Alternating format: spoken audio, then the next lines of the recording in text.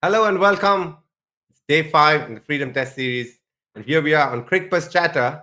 And we have Mr. Shaun Pollock reporting from Centurion, but looking a little dull and upset, if I may say so. He's got a big smile, but that doesn't say it all. Polly, hello. How are you? All good in you, DK. I'm not upset. I love it when good cricket comes to the fore and the people who play the better cricket throughout the 5 matches end up on top. So, not glum. Yesterday, I was just trying to be the eternal optimist and giving South Africa a chance. I think they're a bit disappointed about how they went here today, but there's no doubt India have dominated and deserve to be the team that ends on top. You got to say that if you do see the scores, winning the toss, taking the positive option of batting first on a tough wicket, but the openers, especially Rahul, standing out with 123, Mayank Agarwal getting 70, India getting 327. South Africa batted well in bits, but couldn't post the score that they wanted, getting out for 197. India, again, a bit of a middle order collapse, but again, finding a way to get 174. South Africa, their captain, the lone warrior, in many ways, fighting a lone battle there for South Africa. But at the end of the day, they're falling short by 113 runs. And India, for the first time ever, an Asian team breaches the fortress at Centurion. And, it's just brilliant to see how well India played. And thanks to the man of the match for today's game, Mr. Rahul Polly. As a fast bowler, if you were bowling to him, what's your assessment of him and how do you see him moving forward? Yeah, I think he looks really organised, to be totally honest. It was a brave decision to bat first, but it's a calculated decision. They've done their homework. They know that after the first 2 or 3 sessions on that day one, you create the divots in the surface, and those don't go anywhere for the next 4 days. And then it makes life difficult to bat. But yeah, I was just impressed with him the way he played against England. I think he's really worked things out about how he goes with his business. Hold on. Can you give us just a few minutes here? Thanks. Just making they're trying to wrap up, but I love the way he's adjusted his game plan. He's really nice and controlled. I think he's worked it out. The way he plays with those soft hands, the way he waits for the ball to come to him, and to set it up at front. You start the tour, and you're saying to yourself, "Gosh, we need to get this off to on a good note." And he did that. That partnership up front with Mayank, it's basically set the tone for the rest of the game, and it set the tone for the series. Oh, absolutely. And what I enjoyed most about watching KL Rahul bat was how well he was leaving balls outside off stump. That's one area where he's worked on. He's actually worked on where he wants to keep his hands and his energy into the ball, so to say. And you can see that coming through because he left a lot more than he played. He's somebody who loves the cover drives a lot. And that's one of the main reasons why he's been one of India's best batters away from India. He's got 7 centuries up till now, out of that 6 coming outside India. Goes to show he's somebody who India relies on in a big way in away games. And what I seem to enjoy about KL Rahul is the partnerships he's able to stitch with various opening partners, with Rohit now, and now Mayank Agarwal in this series. But if you do see the conditions that he's got hundreds on, all tough wickets. Kingston, Sydney, today at Centurion, he got 100 in Lords. So he's been in many ways India's talismanic opener that has produced results for India and helped India win test matches away from India, which is something that India has always looked to achieve. And it's just great to watch that. But when it comes to bowling, the one guy, interestingly, Daryl Cullinan says he sees a lot of Shaun Pollock in Mohammed Shami. Do you see the same, Polly? You need to unmute yourself, Polly. Yeah, different actions. He's a bit more skiddy than in what I was. But I think what Daryl's referring to is that we always try to make people play. I think you're trying to don't waste deliveries. You want to be in and around that off stump, almost feel like you can't leave it and make the batter come to you. So I think that's what he's done. But I've always enjoyed what I've seen from him. I just love his team presentation. He led from the front. I had a feeling he was going to be really effective on the surface, and it proved to be the case. And in combination with Bumrah, which would look like it was going to be a huge blow with that ankle injury that he had, he came back and bowled superbly well. But Shami was definitely the pick. It was mighty close. We were involved in man of the match. We just think this test match was set up with 122 up front on that first day. But Shami was a real close second.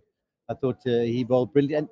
And sometimes he can take a while to get going. He didn't do that this time. Every over that he got, whether it was his first spell of the day, whether he came back after lunch or after tea, he was just on the money and asking all those questions and just simply brilliant.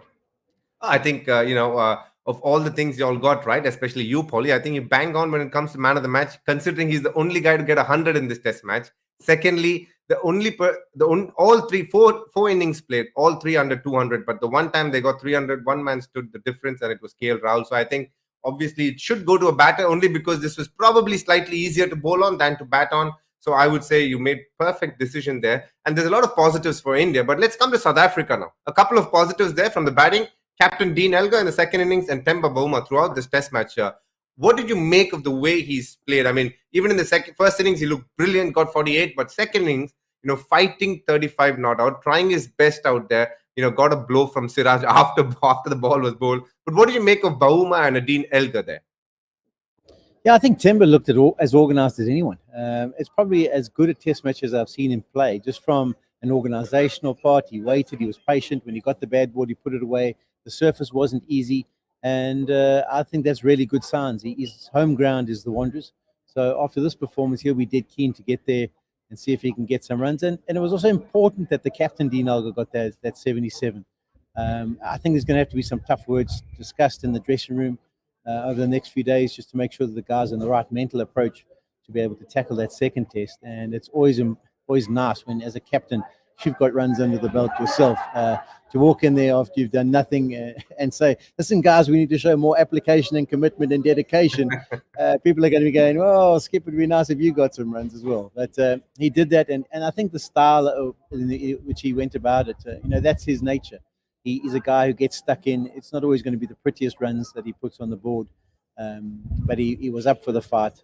And I was really impressed by the way he did his performance as well. Paulie, it's that time of the day.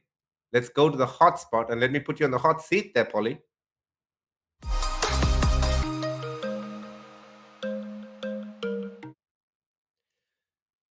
Paulie, India's 2021 Test match record. 4 wins away. 2 in England, 1 in Australia, the Gabba. They drew a match in Sydney, and here they've breached the fortress in South Africa, the Centurion. How do you rate this Indian Test team? Where do you see them over the Test teams that you've played, and just as a Test team over a period of time? Unmute, Paulie, please. I'm going to throw this back to you. You're going to have to answer this question, because I know the followers in India will be all over your case if you start saying that this is the best team ever, and they'll be asking the questions. But I think the key to this team, we've often seen sides come here to South Africa and haven't maybe had that third and fourth bowling option. You had your Javagal Srinath and your Venkatesh Prasad, who might get an initial breakthrough, pick up wickets, but then the backup seamers weren't able to maybe do the job, and the spinners obviously not as effective. And I think that's been the key. I think you guys have always had some fantastic batters, and I'm not going to go down to try and tell you which is the best top 6 or the best batting unit or who's the best group of batsmen that you guys have had. But what I would say is your balance to the bowling attack, I think, is as good as we've ever seen in this country. And that's why you guys have had the success. You can get those wickets. Yes, you have to get the runs on the board, but you guys have always had players who are capable of that. Many guys have come here and scored hundreds.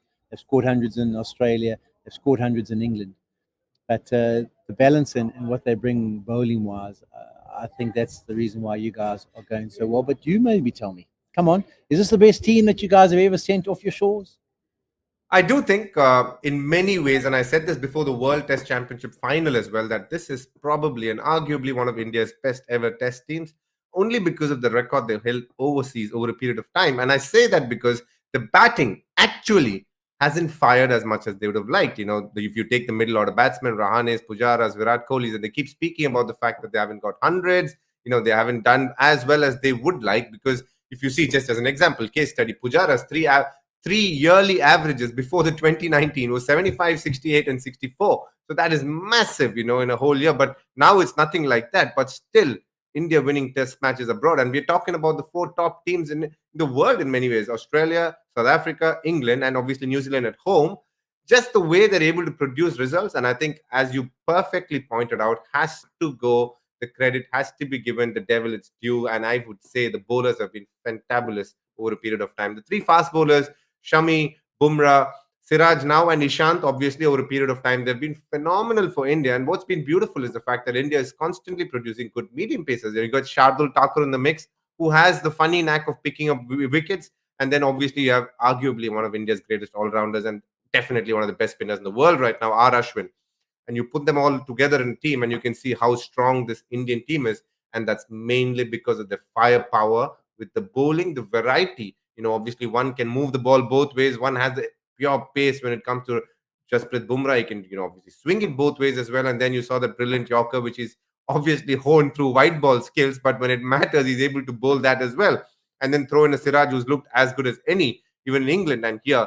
And then you have an Ishant waiting in the wings and Umesh Yadav. So, when it comes to fast bowling, I think they've been phenomenal. And that's one of the main reasons this arguably is definitely India's best fast bowling attack as a whole attack, definitely. But the success is due. And I mean, the success that was due is definitely the credit must go to the fast bowlers who have found ways to get abroad, who found ways to get wickets abroad and up front as well. And every time they're thrown under the pump, they find ways to come back in and do so well. So, definitely a phenomenal effort by the bowlers. And now it's time to fast forward and look at something from South Africa's point of view.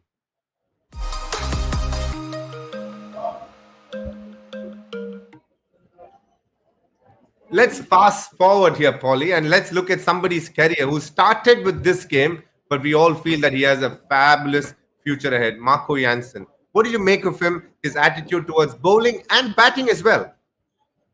Yeah, I think he's a fan for us. Of that, there's no doubt. I'm sure he'll mature as we go along, and his performances here have thrown a little bit into the mix with regards to what is the balance. What do you decide to do in the next Test match? Do you go the extra seaming option? Does Duano Lafia come into the mix?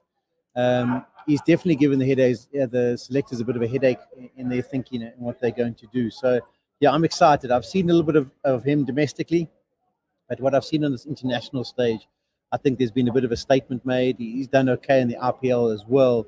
So I think he's got the potential to do pretty well going forward. And my fast forward question to you is, this is the best start you guys have ever had to a series in South Africa. 2 matches to go. Can you hang on? Can it be 2-1? Can it be 3-0? You tell me what you're thinking is going to happen in the rest of the series. Well, I'm pretty confident that this series will belong to India. And I only say that mainly because of the record that they have in Johannesburg. I think they have a very strong record there. The last 2 times they've come, played a series in South Africa, both times they found a way to win in Johannesburg, which tells me that it is one of their happy hunting grounds. And the fact that they're going there to play the second Test match obviously will keep them in good stead. And, let's not forget about one thing. We seem to speak about a lot of cricketers, but let's not forget Virat Kohli and his captaincy. I think he's been phenomenal. He's on the verge. If he goes on to win against South Africa and Johannesburg, he'll equal Steve Waugh's record as a captain. And that is one hell of a record because that's been standing for a long time. And he has just a couple more to go to become the greatest captain ever in the history of Test cricket. But for sure, he's already there with one of the best captains India's ever had. His victories abroad, his overall, his way where he's, honed the fast bowling attack and, played a very aggressive brand of cricket. And it's just phenomenal to watch. And he'll be going with a lot of confidence into the next Test. And, to be fair, he's batting well as well. It's just for some strange reason, his cover drives seem to be nicking off. But I think if, knowing him and how aggressive and he is with his mindset, I think he'll be pushing those boys for a massive win in Johannesburg as well. So, Paulie, on that note, I think the South African team should be a little careful and apprehensive. But I'll tell you this as well. South Africa has shown resilience over a period of time consistently, just the way they've played. So I will definitely expect them to come all guns blazing in Johannesburg. Yeah, I would be surprised if it wasn't a better performance from them in Joburg.